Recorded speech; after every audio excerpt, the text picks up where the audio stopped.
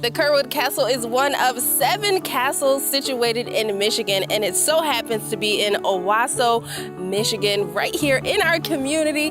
And we're gonna go inside to learn all about James Oliver Curwood. So let's go. Well, we are inside the Curwood Castle, and joining us is Denise. Hi, Denise. How's it going? Good. How are you? Welcome to Curwood Castle. Yes, thank you. This is amazing. Well, for those who don't know about Curwood Castle, what is it? Fill us in on the history of it all. Well, you can't learn about Curwood Castle without knowing about the man who built it, James Oliver Curwood. Curwood was an author, conservationist, early movie pioneer, and explorer, born and raised here in Owasso. In the 1920s, he was one of the highest paid authors in the world. First author to make over $1 million. Published in over 15 languages, which meant he was read around the world. He was a big deal in his day.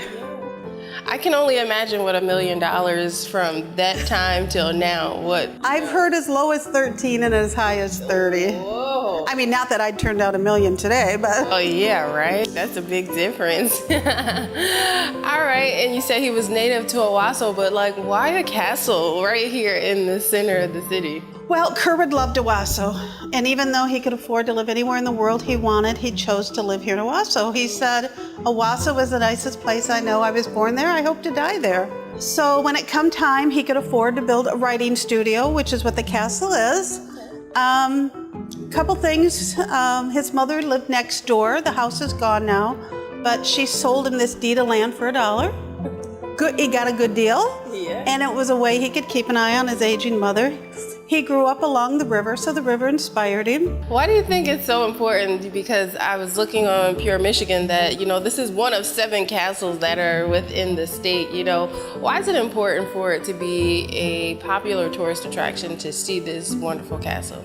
I mean, I get people just because it's a castle. You've got your castle enthusiasts, you get your readers. I think it's important just to promote our history. Owasso has a lot of great history. You mentioned that Owasso has a lot of history, but why is it also important to learn about Mr. Curwood? Just because he's such a big part of our history. I think every city should promote their history, especially to their young people. I like to point them out, especially to school kids, about a young kid who grew up in Owasso just like they did, grew up to be this world-famous author. And it's something they could strive for. For sure, for sure.